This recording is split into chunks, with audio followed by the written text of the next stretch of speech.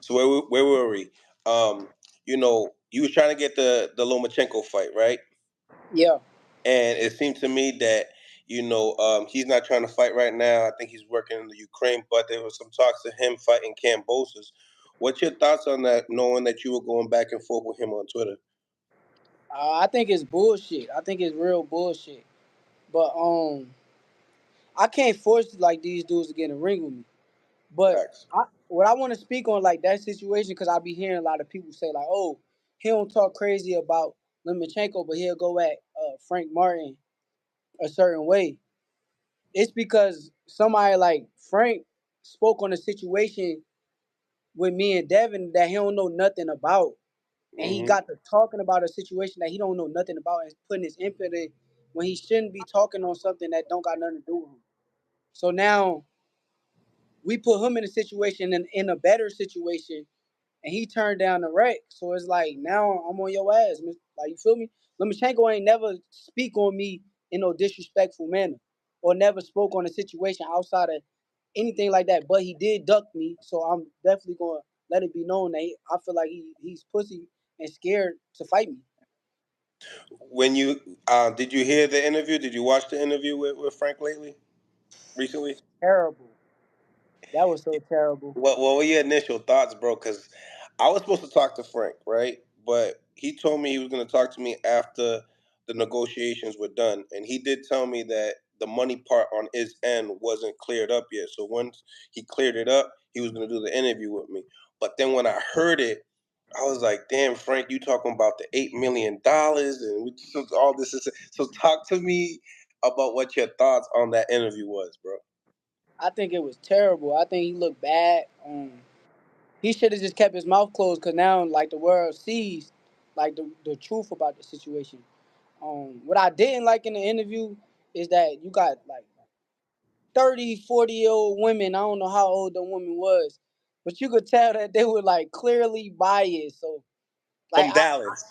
yeah, I didn't like that. I don't understand how you could have like some 30, 40-year old women sitting there talking about me and you could tell that they were like it seemed like they were hating, like they was haters. So I ain't like that. I think he should have kept his mouth shut. I think he looked bad. Far as the $8 million, like I already done spoke on it. I can't keep saying the same thing over and over. Everybody hear me loud and clear. So um, I'm telling the truth. I ain't gonna sit here and lie to y'all, cap to y'all. Even like with the purse, I done put my purse out there into the world like with no problem. So it's like I ain't tripping. Like all this stuff is just little media stuff, but I don't care. It is what it is. I know that God got blessings for me, and everything's happening the way that it's supposed to happen. See, going into this super chat here, and I like this. I'm glad that Low Nose Boxer just came in. Salute El Sugar Shakur. You know, when you hear the Puerto Ricans trying to embrace you, bro, like how does that feel? And I've seen something on ESPN with like the Latin fighters from ESPN, and they put you on there. Um, on my channel, I get a lot of back and forth, like, yo, he's black. Oh, he's Puerto Rican. I was like, why can't he be both? Like, what's going on? So how do you take that and how do you embrace that? I appreciate like the Puerto Rican fans. Like I said, I'm gonna keep it 100 with you. I'm gonna keep it 100 with everybody else. Um, my father is Puerto Rican. I didn't know my father coming up, so I didn't know like his side of the family.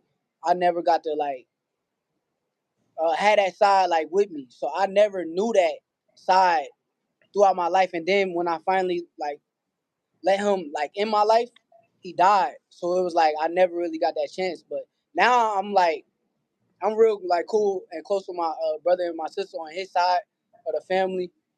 But like I'm not about to sit there and just like act like I'm a super Puerto Rican. No, I got my father is in my bloodline for sure. But my mother raised me. My mother is black, and like I've been with my family my whole life. So my mother got 9 kids. I grew up the oldest of nine, 8 brothers and sisters. So I appreciate all the Puerto Rican fans that do accept me. But like truthfully speaking, yes, I am Puerto Rican, but I didn't like come up with the heritage like that. But I definitely want to like get to know them and like visit Puerto Rico and just learn like my culture. It's just it's all in due time. Absolutely, man. Like, there's so many different fan bases. Like, as far as like there's that Puerto Rican pure fan base, and then you got like the Spanglish guys, the people that are Puerto Rican that don't know how to speak Spanish, that they can relate to you. You know what I'm saying? So Yeah. I think that's lit. Now, in that interview, Frank was saying, "Yo, like he's one of us. I don't understand why." He's coming at one of us, and then the shorty goes and says, "Wait a minute, but he Puerto Rican." What was your thoughts when she hit you with that? Because I was like, what the hell? Nah, I mean, when people hate, they just hate. So you just let them, whatever they want to say. I mean, it is the truth. I am Puerto Rican. That is in my blood. But honestly, like I really don't care. Everything is out there. All my flaws is out there to the world. Um, I'm standing on business regardless. So whatever they got to say, they can say whatever. I'm here. Facts, facts, facts. Um, you know, Gearing up to De Los Santos in this situation, um, do you think he's a better fighter than Frank? And Yeah. do you believe he's like, the best guy in your resume? Best guy on my resume, I don't know until I fight him.